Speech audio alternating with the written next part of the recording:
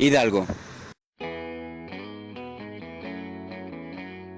Uno de los personajes más importantes en la historia mexicana, también conocido como el padre de la patria, pero ¿qué tanto conocemos de Hidalgo? ¿Quién fue? ¿Qué fue lo que hizo? ¿Realmente sabemos quién es el padre de la patria? Si no lo sabes, aventúrate. Estos historiólogos.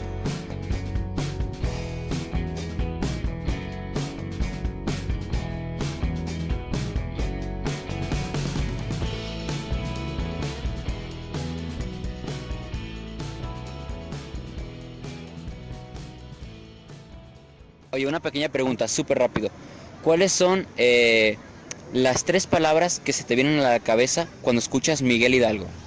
Mueran los gachupines, libertad, señor cura.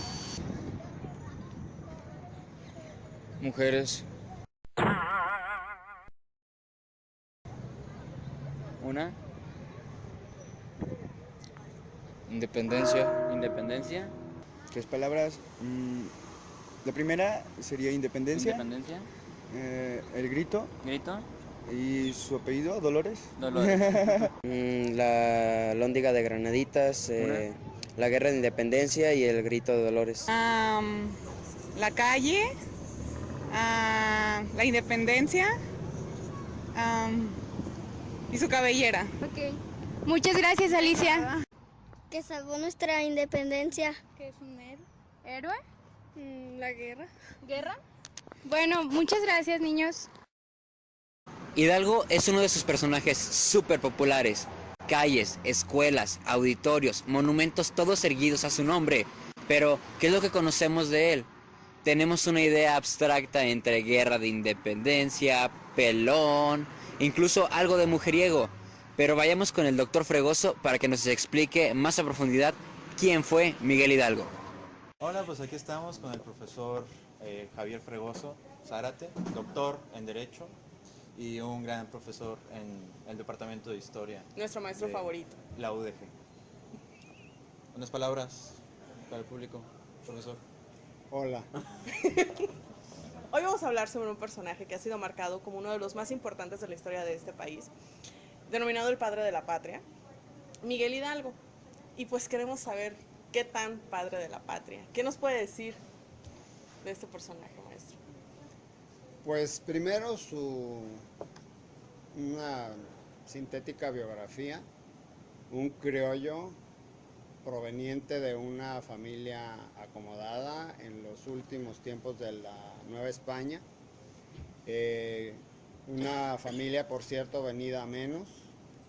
Él es producto de su tiempo, en donde solamente había posibilidades para salir de cierto estatus y subir a otro, o las armas o las sotanas. Y él, por razones no muy claras, eligió la iglesia, la vida eclesiástica. Él en lo personal era un tipo brillante, inteligente, en muchos aspectos autodidacta.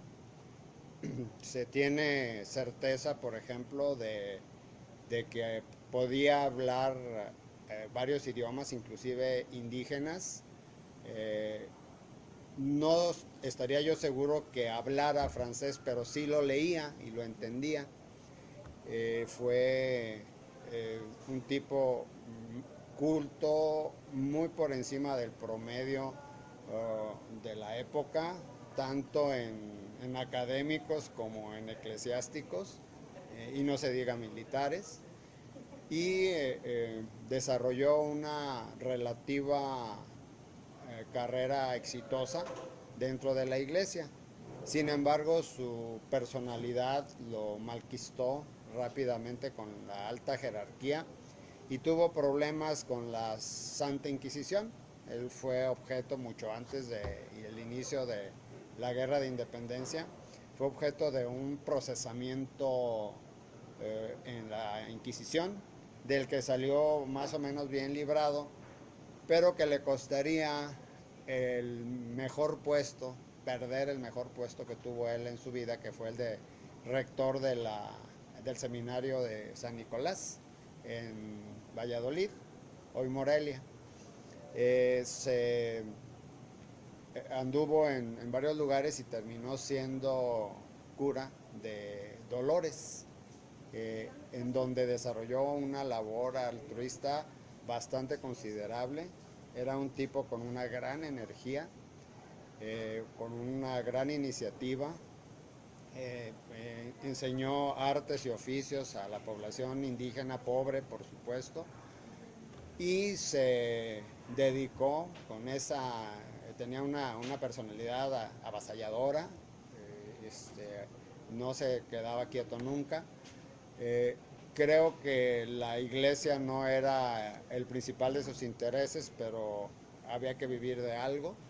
Era un bon vivant, un tipo que le gustaba la buena vida, la buena mesa, le encantaban las mujeres y no nada más para observarlas. Se cree que tuvo varios hijos, inclusive cuando llega él a Guadalajara a fines de 1810, se hacía acompañar de dos jovencitas que con toda seguridad eran sus hijas. Sin embargo, pues no se sabe más de su vida privada. Debe de haber tenido bastantes aventuras amorosas. Se dice, esto no me lo crean a mí, que el ascenso en la jerarquía eclesiástica no tenía tanto que ver con las cualidades intelectuales o beatíficas del personaje, sino los límites que excedía o no al propósito de castidad o voto de castidad. Y pues en este caso, pues Hidalgo tal vez no debería de haber llegado ni a acólito. Y él era medio desobediente y además era muy famoso por la buena vida que se daba. Él era un tipo que tomaba vino, que se emborrachaba, que inclusive más de alguna vez se escandalizó, de acuerdo a las crónicas, porque hasta se ponía a bailar, cosa impensable en un sacerdote. ¿Hidalgo tenía ideas independentistas respecto a la Nueva España con España? No. Yo creo que la independencia no cruzó en la mente de Hidalgo hasta que era demasiado tarde, ya cuando estaba derrotado en plena rebelión. Él lo que quería tal vez era una mejora y una cierta autonomía con respecto a España, puesto que las cosas no funcionaban en la Nueva España. Las reformas borbónicas que tan buen resultado dieron para el gobierno español fueron catastróficas para la Nueva España y para otras colonias españolas en América.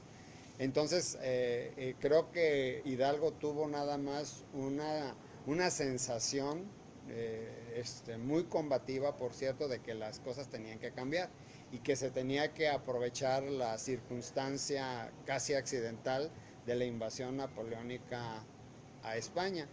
Lo que estaba provocando, y llegaban rumores así muy fragmentados, muy relampagueados de lo que estaba ocurriendo en América del Sur, de querer buscar la independencia. Entonces él cuando decide meterse a la conjura de Querétaro, lo hace con esa idea. Y creo que él lo expresó muy bien en el momento del grito, en el que oficialmente se habla del grito de muere el mal gobierno. Y no estaba hablando del gobierno español, estaba hablando del gobierno virreinal. Bueno, entonces, ¿qué es lo que cruzaba por la mente de Hidalgo cuando... O sea, quería cambiar las cosas, pero ¿a dónde quería llegar? No tenía ni la menor idea. Y Solo... creo, si la historiografía oficial no se siente ofendida, nunca la tuvo. Lo de Hidalgo y los demás complotados, pues hay que pelearnos y hay que matar gachupines, como dijo en el grito, pero ¿y eso qué? ¿A dónde lleva? Entonces, ¿por qué es el movimiento de Hidalgo el que abre la brecha a este movimiento? ¿O por qué es el que más brilla? ¿Por qué es el que sigue sonando hasta nuestros días? El movimiento de Hidalgo fue producto del azar. Estaban en un complot que me gustaban más las sesiones en las que se juntaban para echarse un buen café o un chocolate, que era lo que le gustaba a Hidalgo. Él tomaba chocolate todo el día y en la noche tomaba vino. Y como para eso, ¿no? Eran juntas muy snobs, muy pseudo intelectuales, en donde se planeaba el sol y las estrellas y se hablaba de Juan Jacobo Rousseau y de la soberanía popular, pero no se aterrizaba en nada. Cuando Hidalgo se lanza a la lucha es porque se había descubierto la conjura de Querétaro, como se habían descubierto otras más. Y en ese sentido, los temerosos gobernantes españoles de la Nueva España eran tremendamente rígidos, eran tremendamente represivos. Entonces, el levantamiento de Dolores, el 16 de septiembre de 1810, es un mecanismo de defensa de Hidalgo. Él iba a la cárcel, entonces se la jugó del todo por el todo para que no lo apresaran. Ya no había nada que perder. Ya no había nada que perder más que la vida y terminó perdiéndola. Sí, nada más que hubo unos mesecitos de por medio y unas cuantas decenas de miles de muertos también en ese inter. Bueno, llega el 16 de septiembre de 1810 y ¿qué pasa? Bueno, la historia nos dice que al ser descubierto, la madre de la patria, Josefa Ortiz de Domínguez, que lo único que hizo fue dar unos taconazos para pasar a la historia y estar en las monedas, él recibe esa comunicación por medio de Allende y Aldama, si mal no recuerdo, y entonces él, que de alguna manera por su personalidad había tomado el liderazgo del complot, pues decide, en vez de huir u otra cosa, pues irse a matar gachupines. Llama a misa primera el 16 de septiembre en la madrugada, no el 15 a las 11 de la noche en el Zócalo de la Ciudad de México, no, el 16 en la mañana. Inclusive el primer grito que se dio un 16 de septiembre y lo dio otro antihéroe mexicano que se llamó Maximiliano de Habsburgo. Pero bueno, eso es otra historia. La cuestión es de que efectivamente, en vez de que hubiera una misa en donde acudían los campesinos, la misa primera era muy concurrida porque ya se iban bendecidos al campo y lo hacían muy temprano para que no se acortara su jornada. En vez de eso los arenga para irse a una lucha así media abstracta, media indefinida en sus propósitos. En una conspiración que no tenía ni claro lo que quería, ni lo que buscaba, ni cómo lo iba a conseguir. Ya en ese momento la conspiración pasó a segundo término porque inclusive de los complotados muchos no se unieron a la lucha. Pero a ver, si no sabían realmente lo que querían y cómo lo iban a conseguir, realmente qué tan seria era esa iniciativa, qué tan serio era el movimiento, qué tan serio era la conjura. Para los líderes, que serían en este caso Hidalgo, Allende y Aldama, era pues una sincera idea de acabar con el mal gobierno, como se decía así sin definirlo bien. Para sus seguidores, para la turba que lo siguió, pues era un motivo de sacar ganancia de río revuelto, puesto que el que nada tiene, pues no tiene nada que perder, y por lo tanto fue relativamente fácil de hacerse de seguidores. De el momento, el 16 de septiembre, que era domingo en adelante, era domingo creo, sí creo, en los días siguientes su ejército, que no era más que una turba de indios y mestizos con machetes, palos, que llevaban inclusive cargando a sus esposas y sus hijos, porque pues alguien tenía que cocinar, y ellos eran demasiado hombres para cocinar ellos. Entonces la turba fue creciendo y cuando llegan a sus primeros destinos, que fueron Celaya y San Miguel, ya había crecido en algunos miles. Todos ellos tenían esos miles de soldados, entre comillas, que llevaba Hidalgo, querían la independencia, el bienestar de la nación, estaban pensando en el futuro, en el 2016, no, iban al botín, a la rapiña, a ver qué sacaban. Y Hidalgo motivó eso. Él los dejó desde los primeros lugares que llegaron, Celaya y San Miguel, que hubiera rapiña. Ahí empezaron las dificultades que nunca se iban a terminar entre Hidalgo y Allende. Allende no era un buen militar, pero era militar y tenía idea de lo que es el orden, la disciplina, el trabajo logístico, el trabajo de preparación.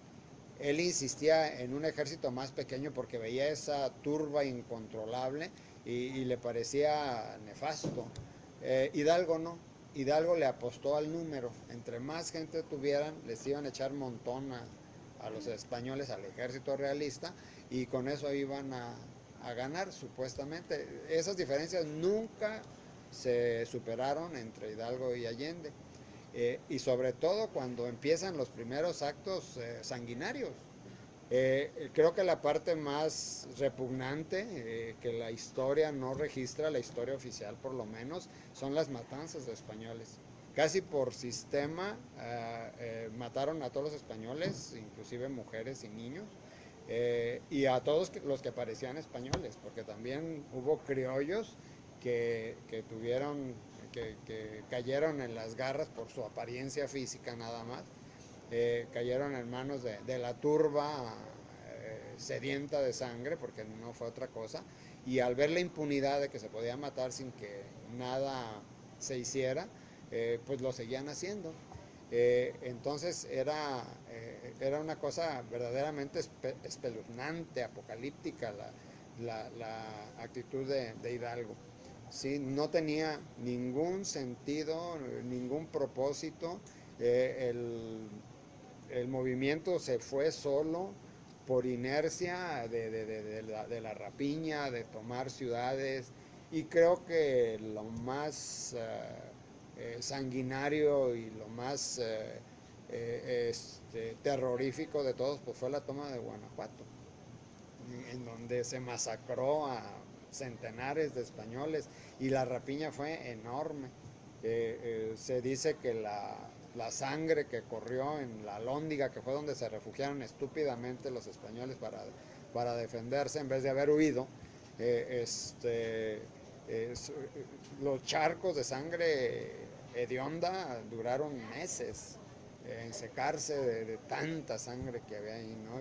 Y Allende, que intentaba controlar militarmente eso, nomás no lo lograba. Allende desde los primeros momentos veía un grupo robando en una casa y él iba y a latigazos, inclusive llegó a matar a más de alguno de sus mismos soldados para que dejaran de hacer lo que estaban haciendo. Logró salvarle la vida a uno que otro español por ahí, pero la verdad es una orgía de sangre ese tiempo de la lucha de Hidalgo.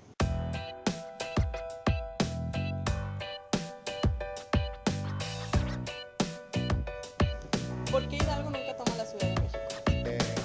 Se topa con el Chahuiztle, con Calle. Había un encono ya personal enorme en ese momento entre Allende e Hidalgo. O sea, la primera alteza serenísima que hubo en México no fue Antonio López de Santana, fue Hidalgo. Se arrepiente, se echa la culpa de todo lo que sucede. El padre de la patria